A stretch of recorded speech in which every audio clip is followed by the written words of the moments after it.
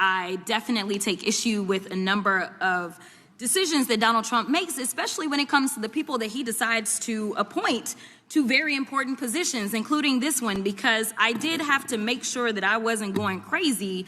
But when I say that you are the least qualified FBI director in the history of the FBI, that is real, because you are the only one that never even served with the FBI prior to joining.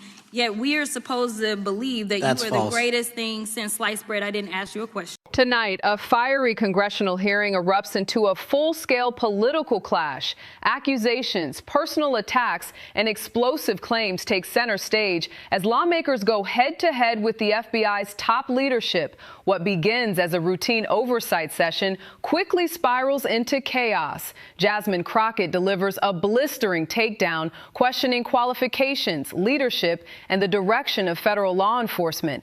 Allegations of failure, rising threats, and national security concerns are brought into sharp focus in a moment that leaves the room stunned. But the response is just as intense. Defenses are mounted, tempers flare, and the hearing turns into a high-stakes battle over facts, performance, and accountability, dividing the room and igniting a political firestorm. This is not just another hearing. This is a confrontation that everyone is talking about. Now, what I want to go through is to talk about why you are a failure and why, honestly, we just need to tell you bye-bye. I know that you got a little upset and you put on your show for your boss because it seems like you're trying to save your job when it came to talking to Senator Booker yesterday. But let's go through some of your failures.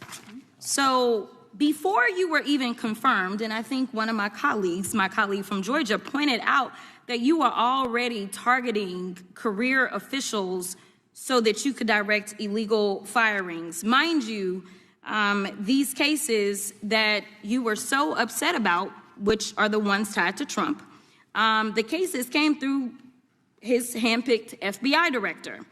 And frankly, when people sit around and say things like, oh, you know, we're happy because now we feel safe. I don't know who feels safe in this country except for the white supremacist, because I specifically as a black woman definitely don't feel safe.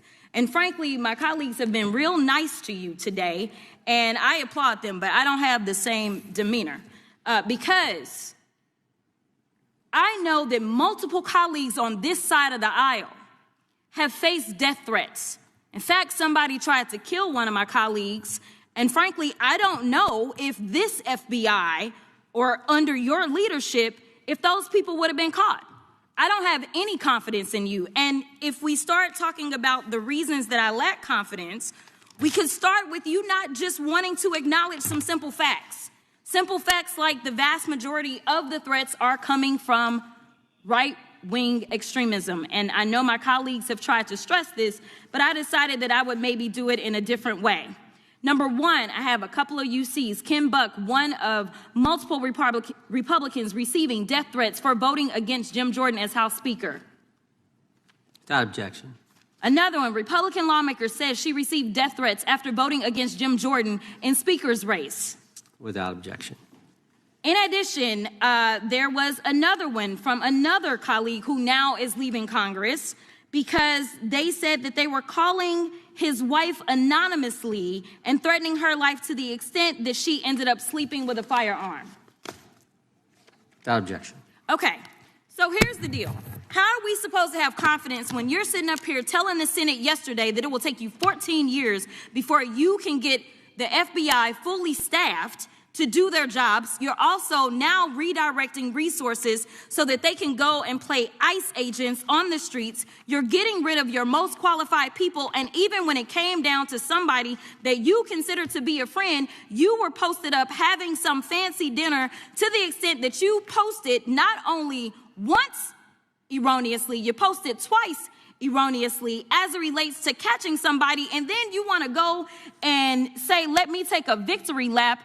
Because honestly, if it wasn't for parents deciding that they were going to turn in their child, it seems like y'all wouldn't have got there, even though he literally confessed online. So I'm confused about what it is that the FBI is doing except for trying to put on a show for the apprentice, or whatever you want to call him.